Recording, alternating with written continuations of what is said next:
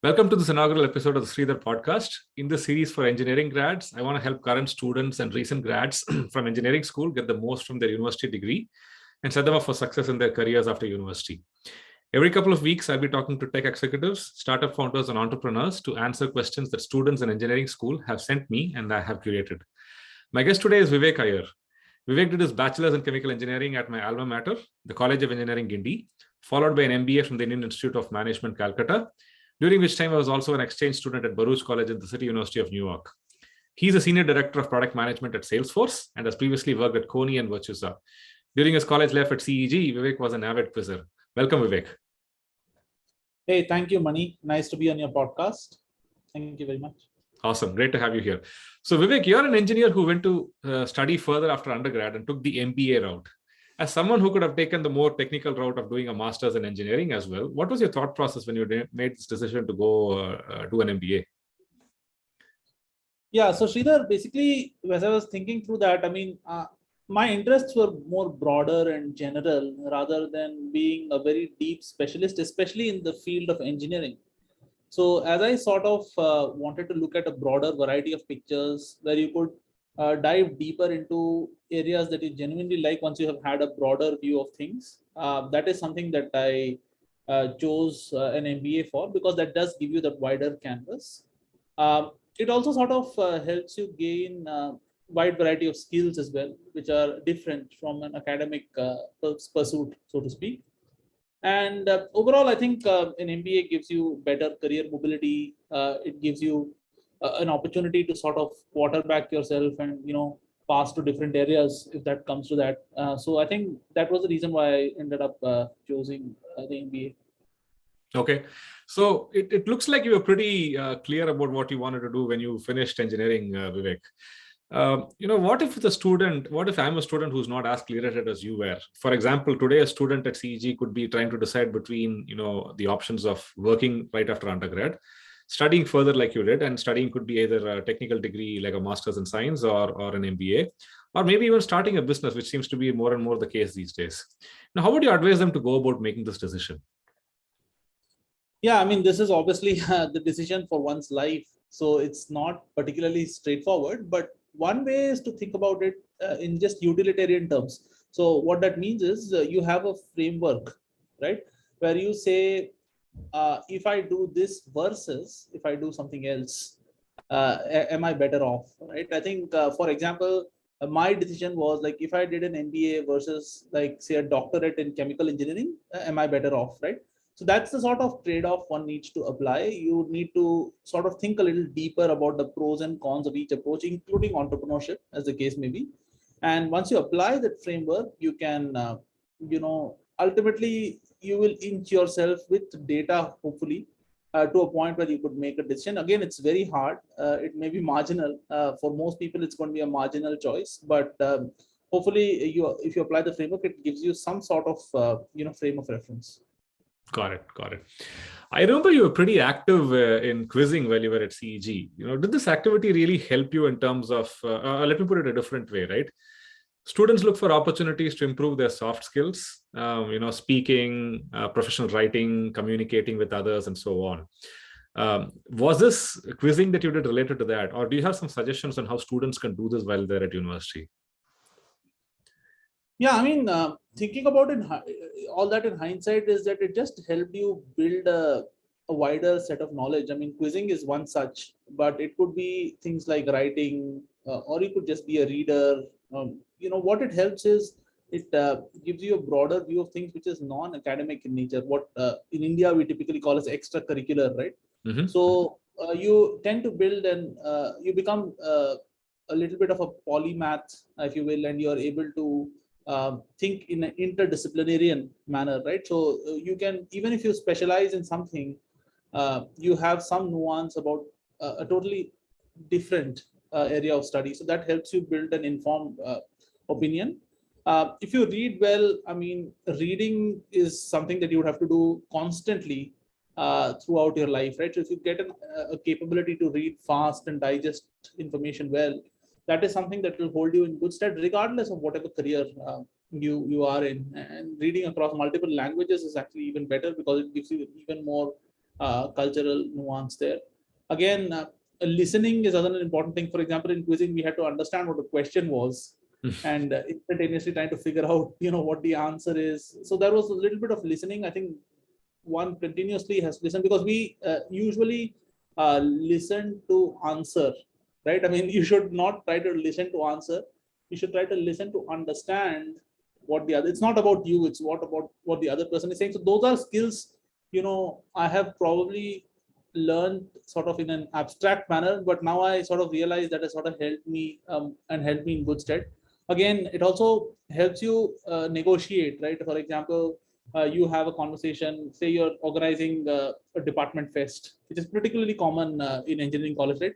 And so you have to organize it. So there may be certain things you want to do, but your classmate wants to do something else. So you would have to discuss the pros and cons and the economics of it and all that. So that's a good way to, it sets you up for an office situation where you have to negotiate all the time, right? Where you want to do something, but someone else wants to do something else. And in general, I think overall, just keep expressing yourself. Writing is obviously a very critical area. Try to be more and more focused. Try to figure out how you concentrate better, things of that nature, and articulate yourself and build a cohesive point of view. I think these are a few things that, in general, I mean, quizzing is just one hobby, so to speak. But if you have multiple hobbies, it tends to sort of round up your personality in a better way. Great points. Great points. I think you brought up some very good points, Vivek. Now, what if I'm a student with, one really significant barriers to overcome? For example, I remember when we were in university, there were lots of students who did not have English as their language of instruction while they were in high school. Where do I start in that case, to improve my communication skills? I'm starting with such a handicap, so to speak. Yes. I mean, that is definitely a handicap, and it's probably more so now that English has become sort of this global lingua franca, so to speak. So I would imagine that you try to put yourself in a position where you have to continuously speak or talk in English, communicate in English. At first, you would obviously stutter, and perhaps you'd not be able to articulate yourself well. Perhaps you'd feel that you're in the wrong place, but it is a journey, right? I mean, there are several people who have trained in the vernacular but are excellent speakers in English now, right? So Mhm. therefore, you just have to sort of stick at it, because articulation, even what happens is, in real life, if you articulate something well, the depth of the articulation is perhaps not as important as the way you articulate it, and therefore there's a lot of engagement. Say, for example, you're in an interview and you speak well, there is a bias that the interviewer will get, that this person communicates well, so therefore he's a favorable candidate or she's a favorable candidate, right? So there is value in doing that. And I would say, as the generations go by, learning more world languages would definitely help. Maybe Spanish, Mandarin, French, because as you sort of do that, you sort of build a holistic culture. And of course, Indian languages we all learn anyway. So I think that is not as much of a thing. It's already embedded in our system. But learning a little bit of world languages would help you communicate, especially Chinese, right? For example, think about India, China. They're like probably the second and the third largest economies in the world now. And then if you have to do business with each other, I'm assuming you have to interact a lot. And if you know Mandarin, you go a long way in progressing your career. Makes sense. So I'm a student doing a lot of things while I'm at university in addition to academics, right? And I do all of these because they're fun to do. But how do I find my specialization? The skills that are really valuable and maybe even lucrative. The skills that I should really get much better at. Yeah. So again, I think going back to the previous answer, I would say that this also applies to the same framework, right? Mhm. So of course there are two notions. For example, you could become a writer, right? And you could decide to write, in Tamil, for example, and write effusive prose and publish and succeed. If you're really passionate and that's what you like to do, then of course, if you're at it very hard, you'd succeed, right, one day. But again, on the other hand, if you continue to do things that you really like, you tend to become better at it. So we should not stop that, right? Mhm. But again, there's a practical side of things, right? Not everybody is so ultra passionate that they will not give up till they succeed, right? So therefore, you need some general skills. So I would just say that at any given point in time, have a sense of coding, because no matter you're not in any computer science related branch. Let's say you're working in biotech or chemical engineering or what have you. There is still a fair degree of computer science that's required pretty much in any sphere. Even journalism, for example, today requires a lot of data munging and all of that. Right? So therefore, there is absolutely a need to do that. And additionally, I would say, the world is becoming very entrepreneurial, right? So understand how businesses work, right? For example, one skill is, which I believe you and I did not perhaps have as much. We did do industry outings and all of that, but it was sort of seasonal, and but try to embed yourself in an organization maybe for 6 months to see how does the organization operate. How are decisions taken, how are profit and loss sort of decisions made, how are people mentored, things of that nature is also useful, because ultimately that holds you in good stead as you build your career further. Good points. I think you brought up some good skills that are really valuable in today's world, specifically. What if I like what I'm doing right now, right? But I realize in a few years I realized that it's not as much fun as it was initially. Do I persevere and continue, or do I drop it and pick up something else to do? How would you approach this kind of decision? Yeah, I mean, this is not a simple question. I think a vast number of us, would have some similar predicament, right? Because it's human nature that if you continue to do something for say 20 years, you would find that you want to change it, right? I mean, it's just but the nature of the human self, so to speak. So the interesting thing to do is one thing is assess and make sure that you have financial security, and you have the sort of cushion to try new things. And the second thing is, once you do try new things, try to see if you can come back to the old thing, because sometimes the grass always looks greener on the other side, but you realize that your old role was better. So typically, try that. And also one thing is to try a safety cushion, right? So for example, you're in a field of software engineering, and you want to you're a developer for the last 15 years and you want to now become a product manager. So those are nuances you can change, but they are sort of incremental changes within the field. But if you wanted to leave your field and let's say go into like agriculture because your family has a lot of land and you want to do organic farming and things like that, it's good to have a financial cushion. Do that. Assume that you're not going to get paid for 2 years, and then see if you can sort of digest that decision. And then always try to see if you have a hook back, right? I mean, try to make sure that worst case, if something doesn't work out, you can always come back. So just have that trade-off. Again, it goes back to the framework conversation we had previously, right? Try to think of that in those nuances. Every decision in life, try to look at the pros and cons, and evaluate the utility, and move forward. It's a very hard thing to do because we are very emotional people. So we tend to take decisions based on emotion, and we'll do it, and we hope that the emotion will take it through. But try to also apply a framework of reason on top of the emotion to see if that takes you forward better. That's my 2 cents at least. Makes sense. So this question came from a student that I spoke to a couple of weeks ago, and she says that she hears it's a good idea to have a 5-year plan for one's career, but as a current student, it's quite difficult to connect the dots between where the student is right now and where the student wants to be 5 years from now. So does it even make sense to have a 5-year plan while you're a student? If the answer is yes, how should one go about doing so?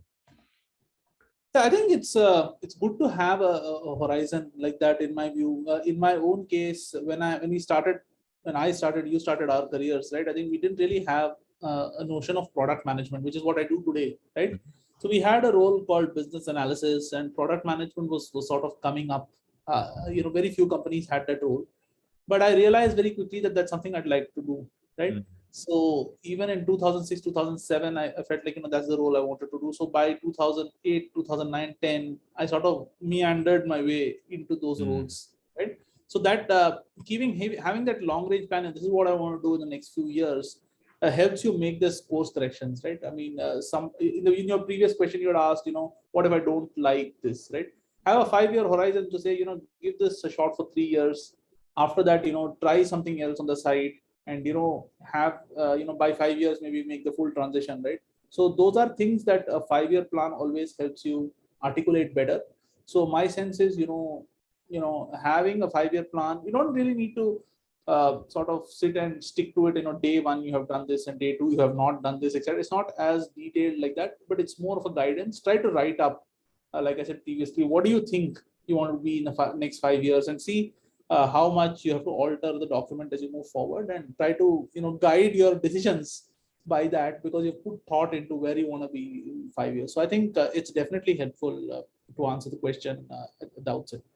Makes sense. Makes sense. What I'm hearing you say is have a plan, but also be flexible enough to sort of evaluate whether you're going as per the plan or you need to make changes and whatnot, right? That's essentially what Definitely, absolutely.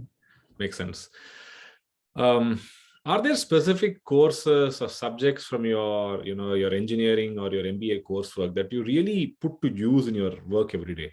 Put another way, can you list some courses and skills or subjects that you think are important for all students to learn well? Yeah, so I think, see, it's a nuanced question because it depends. For example, if you become a doctorate in chemical engineering, pretty much all that you study in college would be required, right? Because in AC Tech, we had to sort of study all of those subjects.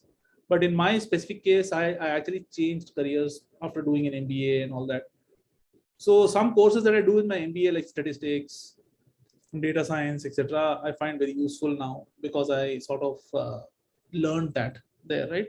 Alternatively, some of the courses that I did, in my +1, +2, or my higher secondary, I took computer science and I learned how to code in C++, and that was really useful, as I sort of built my career in software, right? So, in my view, it depends on the framework and the decision. If you want to go and you want to talk and go into academics, I think talking to professors and learning how you can take the nuanced conversation further would be important. But if you want to go more the generalist route, I think picking up skills like statistics, economics, etc., would be beneficial.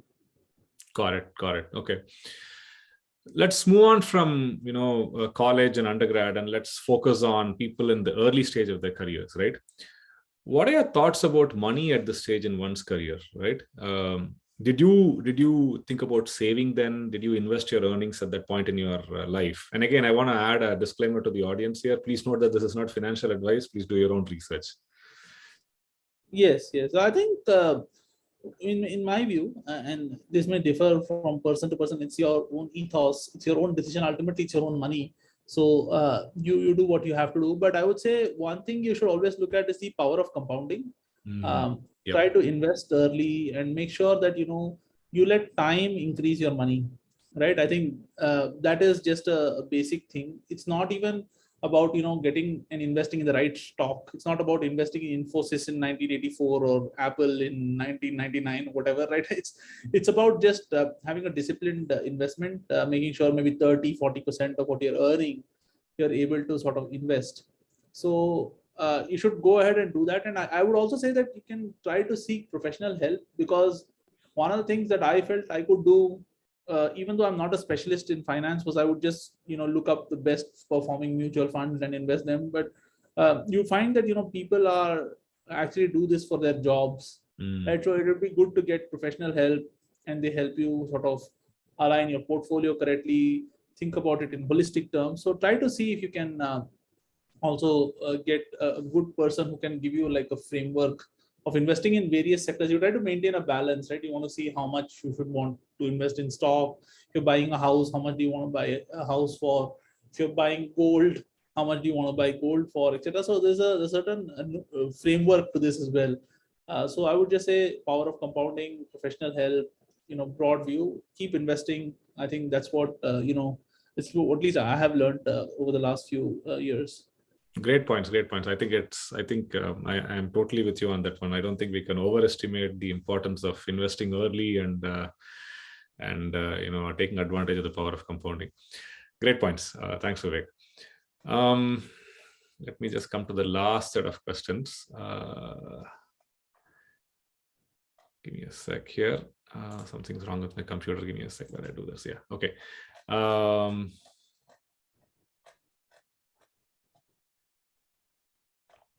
Yeah. So I expect that students will want to reach out to you after they see this video or hear this podcast. Are there areas that you can specifically help students and recent grads with? And again, I will figure out a way to for students to provide feedback and probably send you questions and in a scalable way and send them on to you, Vivek. But if there are areas that you would like to hear questions from students on, or maybe even help students on, what would those areas be? Well, I think overall, at this point, I can only go deep in sort of software, and that's what I've been doing for almost 18 years now. Mhm. And I can give tips about how a tech MBA helps, right? So I'm happy to answer questions around software engineering, software product management, and tech MBA.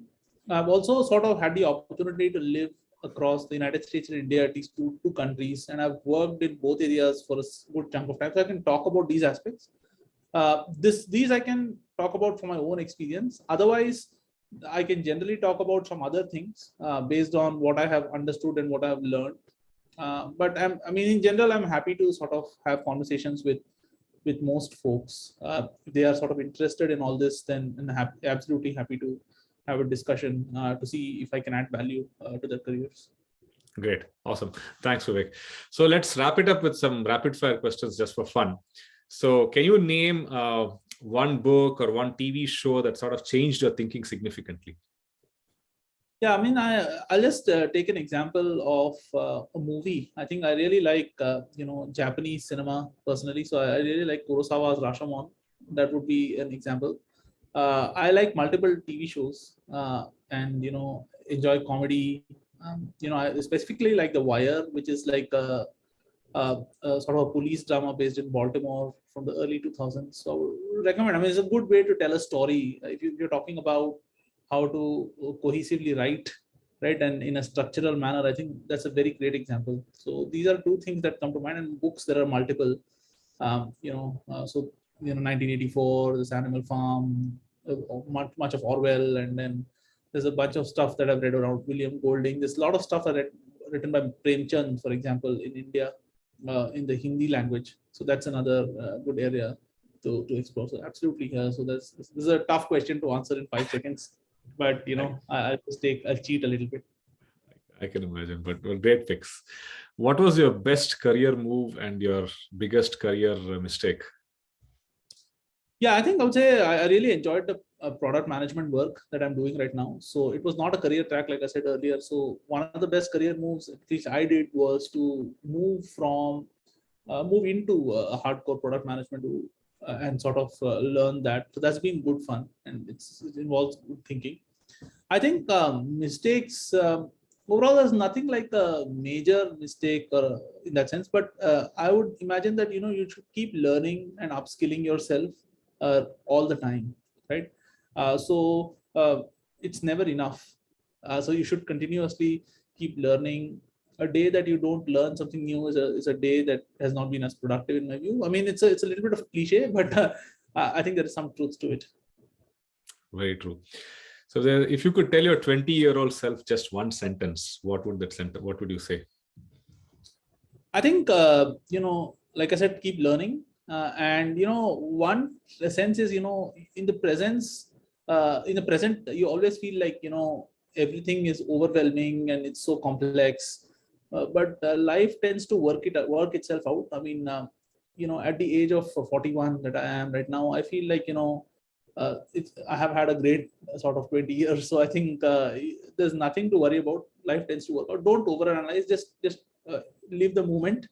Make decisions that are rational to you, and it makes sense to you. And if you do that, you'll generally think that things tend to work out. Awesome. So keep learning, and things tend to figure themselves out. Awesome. Thanks, Vivek. It was fantastic having you on the show. I appreciate you taking the time. Sure thing, man. Thank you, Sridhar. Have a good one, man.